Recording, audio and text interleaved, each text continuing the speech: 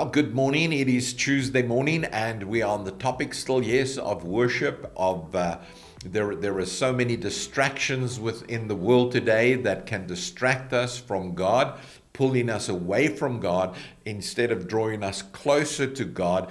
And this morning, I want to speak about stay focused on God.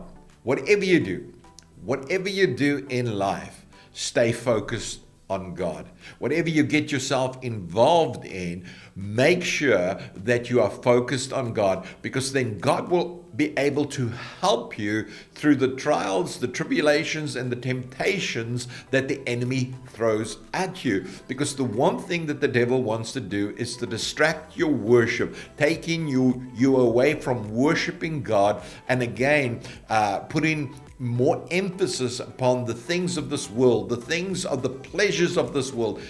Again, let me just say to you, the pleasures of this world will pass away.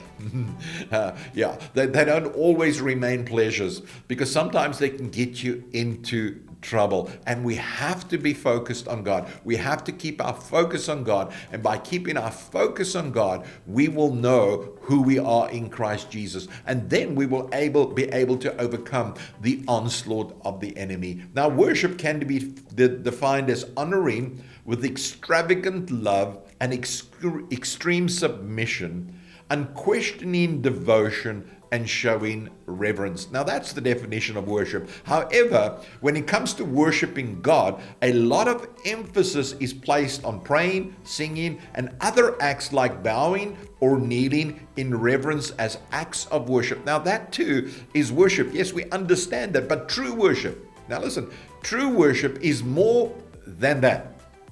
It's more than just physical actions. It's more than just singing. It's more than just praying. It's more than just kneeling. It's more than just coming to church. You see, some people again relate worship to just coming to church. And so when they come to church on a Sunday, they saying, well, that's my duty done for the week. I've come, I've worshiped God, and that's it. Now I will do whatever I need to do to get me through the week, come Sunday, and then I'll come back to God again. And again, I'll acknowledge Him as my God. And that's the only time that so many people find that the only time in their lives where they really come to worship God. Now, let me say again, it's more than this. Touching lives of those who need love or taking care of. This is an important part of the believer's worship experience. Now again, this is an understanding that we need to understand, that worship doesn't just evolve around me, but it revolves around me reaching out and touching lives around me, drawing them closer to God. Again, Paul said this, and I've said it so many times. Paul turned around to those people that he was reaching out to. He said, come follow me. Come look at my life. Look at what I put an emphasis upon in life. I looked and I put my emphasis upon God in worshiping God. So I want you to look how I worship God, what I do in my life. From the day I get up to the day I put my head down on the pillow at night, my whole life is involved around putting God first, worshiping God, acknowledging who God is. And God helps me through my day. So if God helps me through my day, I'm going to show you how He's going to help you through your day. So it's touching lives. That's really what it is. It's again, worship is touching lives around you by revealing to them the Christ that is in you. Now, when Abram was told to sacrifice his son in worship to God, notice what Abraham did. He focused on God. He kept his focus on God. His faith, as well as Isaac, were firmly placed in God. Now Isaac knew. Let me tell you again, if you read this, you'll understand that this is a type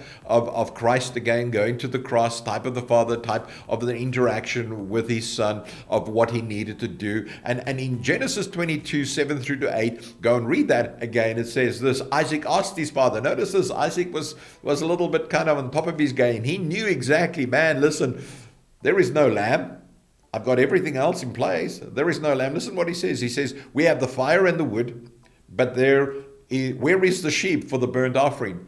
And Abraham turns around and builds his faith by saying this: God will provide. Now, I don't know where you are. I don't know what you're going through.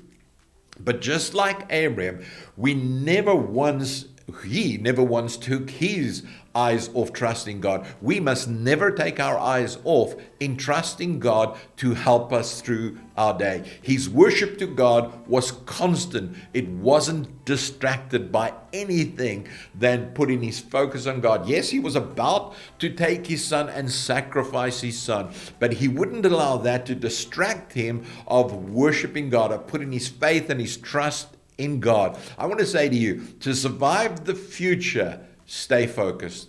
Stay focused on God by putting God first. Now, I don't know what, as I said, you're going through. I don't know what your need is, but I want you to know this. Just like what Abraham said to Isaac, I want to say to you today, God will provide. As long as you constantly keep him focused as number one in your life, God will help you through every trial, every trial, every trial. Yes, I want to repeat it. Every trial, every tribulation, every temptation, God will be there to help you.